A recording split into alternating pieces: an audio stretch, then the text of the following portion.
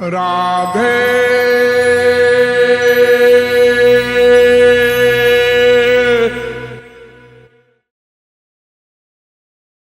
ग्यारह कक्षाएं तैत्तरीयोपनिषद में इसका वर्णन है।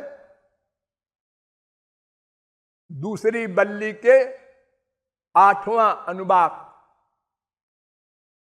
तैषा नंदस्य मीमांसा भवति वेद मंत्र है।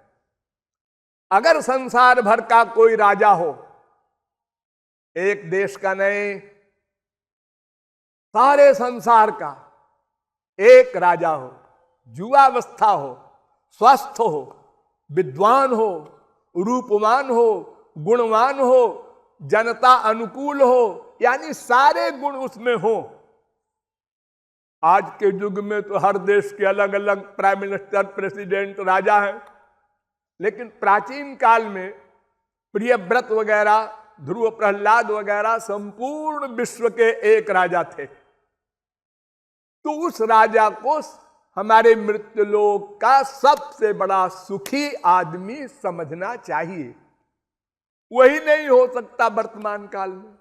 लेकिन ध्यान दीजिए, ऐसे सैकड़ों राजाओं के सुख बराबर एक मनुष्य गंधर्व के लोक के सुख के, और ऐसे सैकड़ों मनुष्य गंधर्व के लोक के सुख बराबर एक देव गंधर्व के लोक के सुख के, ऐसे सैकड़ों देव गंधर्व के लोक के सुख बराबर एक पितृलोक के सुख के, ऐसे सैकड़ों पितृलोक के सुख बराबर एक आजानज देव के सुख के, ऐसे सैकड़ों आजानज देव के सुख बराबर एक कर्मदेव के सुख के, ऐसे सैकड़ों कर्मदेव के सुख बराबर एक देवलोक के सुख के, ऐसे सैकड़ों देवलोक के सुख बराबर एक इंद्र के सुख के, ऐसे सैकड़ों इंद्र के सुख बराबर एक बृहस्पति के सुख के, ऐसे सैकड़ों बृहस्पति के सुख बराबर एक प्रजापति के सुख के, ऐसे सैकड़ों प्रजापति के सुख बराबर एक ब्रह्मलोक के सुख के। ये 11 कक्षाएं हैं सुख की, एक से एक बड़ी। अगर हम मनुष्य गंधर्व लोक में गए, स्वर्ग में, तो आगे वाले लोक के सुख को देखकर दुखी हो जाते हैं। जैसे यहां हम लखपति हैं, करोड़पति को देख करके कैसा चल रहा करके हम दुखी हो जाते हैं। ऐसे ही स्वर्ग में है, वहां भी अशांति, अतृप्ति, माया का आधिपत्य, काम, क्रोध, लोभ, मोह, सब बीमारी वहां भी है। और क्षीणे पुण्य मर्तलोकम विशंति। जब आपका पुण्य समाप्त हो गया, 1000 साल के लिए मान लो आप स्वर्ग गए, तो 1000 साल के बाद फिर कुत्ते, बिल्ली, गधे की योनियों में पटक दिए गए। मनुष्य में योनि भी नहीं मिलती। ऐसे स्वर्ग जाने वाले के लिए वेद कहता है प्रमूढ़ा।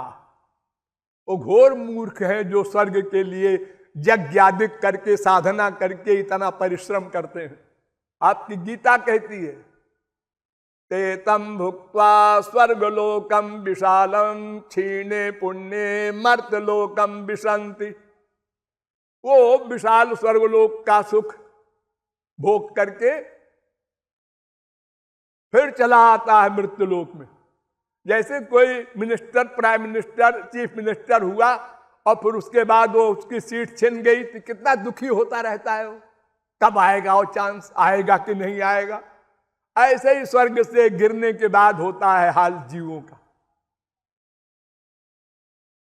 आपकी भागवत कहती है, दुखोदरकास्तमो निष्ठा क्षुद्रानंदा सुचार्पिता। 11वें स्कंद के 14वें अध्याय का 11वां श्लोक। वहां दुख है, शोक है, और कुछ दिन के लिए है स्वर्ग। सब बीमारी जैसे हमारे मृत्युलोक में है, ऐसे वहां भी है। स्वर्गहु स्वल्प अंत दुखदाई।